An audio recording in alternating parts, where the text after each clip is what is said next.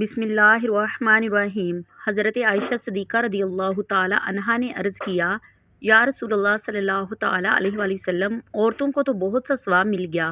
مردوں کے بارے میں بھی ارشاد فرمائیے۔ یہ سن کر نبی پاک مسکرائے اور فرمایا، مرد اپنی عورت کا ہاتھ پکڑ کر مانوس کرتا ہے تو اس کے لیے ایک نیکی لکھی جاتی ہے۔ جو مرد پیار سے اپنی بیوی کے گلے میں ہاتھ ڈالتا ہے تو اس کے ہاتھ میں 10 نیکیاں لکھی جاتی ہیں۔ جب وہ اپنی بیوی سے مباشرت کرتا ہے تو وہ دنیا مافیہ سے افضل ہوتا ہے۔ جب غسل کرتا ہے تو بدن کے جس بال پر سے پانی گزرتا ہے اس کے لیے ہر بال کے بدلے میں ایک نیکی لکھ دی جاتی ہے اور ایک گناہ معاف ہو جاتا ہے اور ایک درجہ بلند کر دیا جاتا ہے، اور غسل کرنے کے عوض میں جو چیز دی جاتی ہے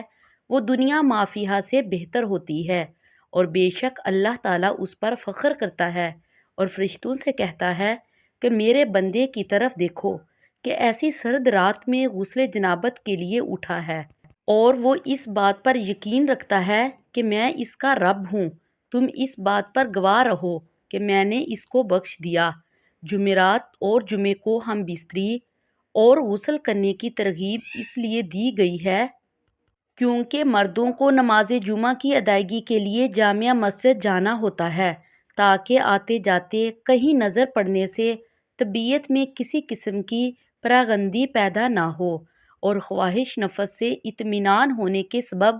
نماز اور خطبے میں دل جمعی حاصل ہو جائے۔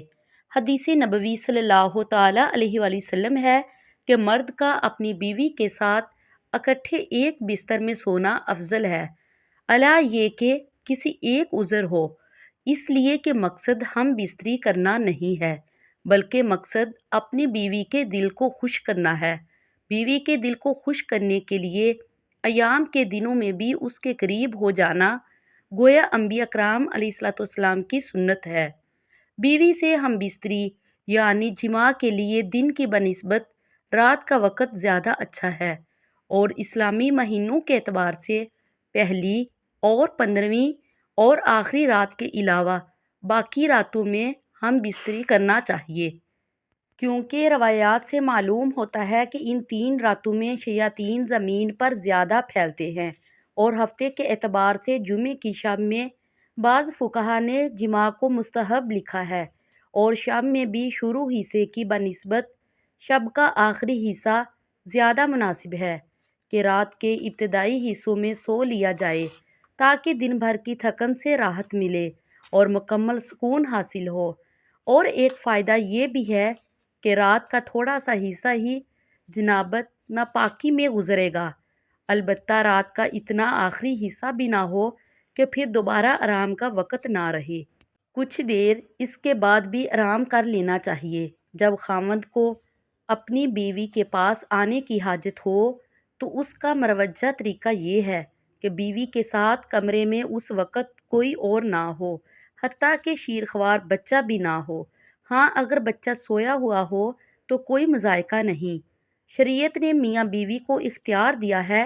کہ وہ دن میں یا رات کے کسی بھی حصے میں ازدواجی عمل یعنی مباشرت یا ہم بستری کو سر انجام دے سکتے ہیں۔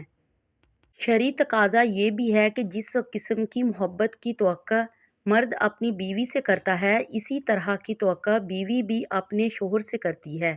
اخلاقی طور پر یہ مناسب نہیں کہ شوہر اچانک آئے اور اپنا مطلب نکال کر ہم بستر ہو کر جماع کر کے چلا جائے کہ بیوی بدستور تشنہ رہے گی، جس سے اس کو تشویشن اور حیرانی لاحق ہوگی۔ لیکن اگر اس ازدواجی ملاپ کو بخوبی سر انجام دیا جائے تو بیوی کے لیے بھی یہ مرحلہ آسان ہوگا۔ خاوند کو چاہیے کہ جب وہ اپنی ضرورت پوری کر لے تو بیوی کے پاس سے فوراً نہ ہٹے، کیونکہ اس سے بھی بیوی کو تشویش لاحق ہوتی ہے، بلکہ مرد اس کے بعد بیوی کے ساتھ تا دیر موجود رہے تاکہ یہ یقین ہو جائے کہ بیوی کی حاجت بھی پوری ہو چکی ہے۔ ازدواجی عمل کو پرلطف اور کارآمد بنانے کا مقصد عورت کے ساتھ نیکی اور احسان ہے، اور خیر اور احسان کا یہ عمل شوہر ہی کر سکتا ہے، کوئی اور کیوں کرے گا۔ اس لیے شوہر کو چاہیے کہ اپنی طرف سے ہر ممکن کوشش کرے کہ بیوی بھی لطف و زوجیت حاصل کر چکی ہے۔ ام المومنین حضرت عائشہ رضی اللہ تعالی عنہا کہتی ہیں کہ میں اور رسول اللہ صلی اللہ تعالی علیہ وآلہ وسلم دونوں ایک برتن سے غسل کرتے تھے۔ میں چاہتی کہ آپ سے پہلے میں نہا لوں اور آپ چاہتے کہ مجھ سے پہلے آپ نہا لیں، یہاں تک کہ آپ صلی اللہ تعالی علیہ وآلہ وسلم فرماتے تم میرے لیے چھوڑ دو، اور میں کہتی آپ میرے لیے چھوڑ دیجئے۔ تو پلیز میرے چینل کو سبسکرائب کریں تاکہ میں اپنی ہر اچھی آنے والی ویڈیو آپ کے ساتھ شیئر کر سکوں۔ اب مجھے اجازت دیجیے، خدا حافظ۔